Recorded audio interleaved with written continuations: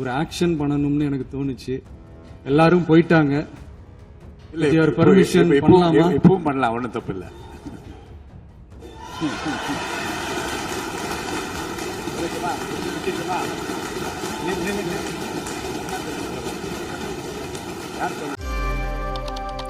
તમિલનાડુના મુખ્યમંત્રી વિજય થાલાપતિ ફરી એક વખત ચર્ચામાં આવ્યા છે. તેમણે વિધાનસભામાં આપેલા પોતાના વક્તવ્ય અંગે એક એવો હાવભાવ કર્યો છે કે જેના લીધે તેઓ ચર્ચામાં આવ્યા છે. આખો આ મામલો શું છે તેની વાત આ વિડીયોમાં. નમસ્કાર, હું હંસિની અને તમે જોઈ રહ્યા છો નિર્ભય ન્યૂઝ. તમિલનાડુના મુખ્યમંત્રી અને ટીવીકે પ્રમુખ વિજય થલાપતિ મંગળવારે રાજ્યની વિધાનસભામાં આપેલા પોતાના વક્તવ્યના અંતે એક એવો હાવભાવ કર્યો કે જેણે સદનથી લઈને સોશિયલ મીડિયાના પ્લેટફોર્મ પર ભારે ચર્ચાઓ જાગી છે. આની સત્તાવાર વિગતો બહાર આવતા જ રાજ્યના મુખ્ય રાજકીય પક્ષો વચ્ચે શાબ્દિક યુદ્ધ શરૂ થઈ ગયું છે. તમિલનાડુ વિધાનસભામાં રાજ્યપાલના અભિભાષણ પર ચાલી રહેલી ચર્ચા દરમિયાન એક અત્યંત રસપ્રદ રાજકીય દ્રશ્ય જોવા મળ્યું હતું. તમિલનાડુના મુખ્યમંત્રી વિજય થાલાપતિએ ગૃહમાં પોતાનું પ્રવચન પૂરું કર્યા પછી સ્પીકરની પરવાનગીને લીધી અને હાથથી એક વિશિષ્ટ પ્રકારનો ઇશારો કર્યો હતો. આ સંકેત તમિલનાડુના પૂર્વ મુખ્યમંત્રી એમ.કે. સ્ટાલિન દ્વારા અગાઉ જાહેર મંચો પર ઉપયોગ લેવામાં આવેલા પ્રખ્યાત હાથના હાવભાવ સાથે બિલકુલ મળતો આવ્યો છે.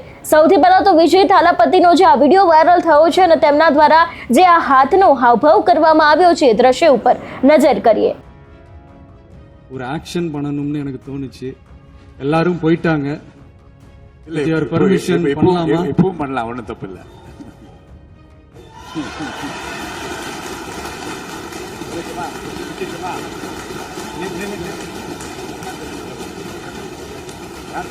ஒரு ஆக்ஷன் பண்ணணும்னு எனக்கு தோணுச்சு.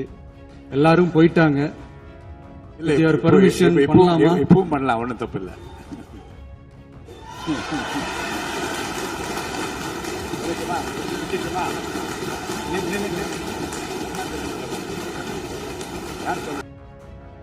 આ અણધાર્યા વળાંકને કારણે સદનમાં હાજર તમામ સભ્યો આશ્ચર્યચકિત થઈ ગયા હતા અને રાજકીય ગલિયારોમાં પણ તેની વિવિધ અટકળો લગાવવામાં આવી રહી છે. મુખ્યમંત્રી વિજયના આ વિશિષ્ટ સંકેતની સરખામણી પૂર્વ સીએમ એમ.કે. સ્ટાલિનના તે ચર્ચિત ઇશારા સાથે કરવામાં આવી રહી છે, જે આ વર્ષે કોંગ્રેસ સાથે બેઠકોની વહેંચણીની વાટાઘાટો પૂર્ણ થયા બાદ ડીએમકે મુખ્ય કાર્યાલયની બહાર કરવામાં આવ્યો હતો. રાજકીય વિશ્લેષકોના મતે તે ઇશારાનો અર્થ બધું જ બરાબર ઉકેલાઈ ગયું છે તેવો થયો હતો. વિધાનસભાના વાયરલ વિડીયો પર ટિપ્પણી કરતા કેટલાક સોશિયલ મીડિયા યુઝર્સે આ હાવભાવને સુપરસ્ટાર રજનીકાંતની પ્રખ્યાત સિગ્નેચર સ્ટાઇલ સાથે પણ જોડીને જોયો હતો અને આ ઘટનાનો અત્યારે હાલ વિડીયો છે તે ઇન્ટરનેટ પર ઝડપથી વાયરલ થઈ રહ્યો છે. પોતાના સંબોધન દરમિયાન સીએમ વિજયે વિપક્ષી દળ ડીએમકે પર આકરા પ્રહાર કર્યા હતા. તેમણે આરોપ લગાવ્યો હતો કે અગાઉના શાસનકાળ દરમિયાન પક્ષના ફંડના નામે સરકારી નાણાંની મોટે પાયે હેરાફેરી કરવામાં આવી હતી.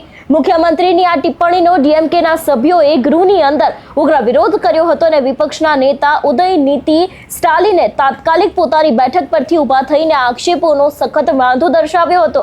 તેમણે સ્પીકર પાસેથી હસ્તક્ષેપની માંગણી કરી હતી અને મુખ્યમંત્રીને આ ભ્રષ્ટાચારના આક્ષેપોના સમર્થનમાં પુરાવા રજૂ કરવા માટે પડકાર ફેંક્યો હતો. વિપક્ષના ભારે હંગામા અને નારેબાજી વચ્ચે પણ સ્પીકર મુખ્યમંત્રીના ભાષણમાં કોઈ વિપક્ષે સબબ દખલગીરી કરવાની ના પાડી દીધી હતી અને સીએમને પોતાનો જવાબ પૂર્ણ કરવાનું જણાવ્યું હતું. આનાથી નારાજ થઈને ઉદયનીતિ સ્ટાલિનની આગેવાની હેઠળ ડીએમકેના તમામ સભ્યો એ ગૃહમાંથી વોકઆઉટ કરી લીધું હતું અને વિપક્ષના ગયા પછી પણ વિજયે પોતાનું આક્રમક વલણ છે તે ચાલુ રાખ્યું હતું અને સ્પષ્ટ શબ્દોમાં જણાવ્યું હતું કે તેમની પાર્ટી ટીવીકે ક્યારેય ભ્રષ્ટાચાર સહન નહીં કરે. કોઈ પણ વ્યક્તિ સરકારી તિજોરી લૂંટવાની મંજૂરી અપાશે નહીં. એટલે ફરી એક વખત વિજય થાલાપતિ અત્યારે હાલ આ જ વિડીયોને કારણે ચર્ચામાં આવ્યા છે. જે રીતે આખી આ સભા હતી ને આ જ સભાની અંદર જે ઇશારો કરવામાં આવ્યો હતો, આમ તો આ ઇશારો છે ને અત્યારે હાલ ઘણી બધી બાબતોની સાથે જોડવામાં આવી રહ્યો છે, પણ જે રીતે હવે આખી આ ચર્ચાઓ જામી છે, જે રીતે ચર્ચાઓએ વેગ પકડ્યો છે અને જે રીતે સોશિયલ મીડિયામાં આખો આ વિડીયો વાયરલ થયો છે એને લઈને તમારું શું કહેવું છે અમને કમેન્ટ કરીને ચોક્કસથી જણાવજો. તેની સાથે અમારી ચેનલ નિર્ભય ન્યૂઝને લાઇક, શેર અને સબસ્ક્રાઇબ કરવાનું ભૂલશો નહીં. નમસ્કાર.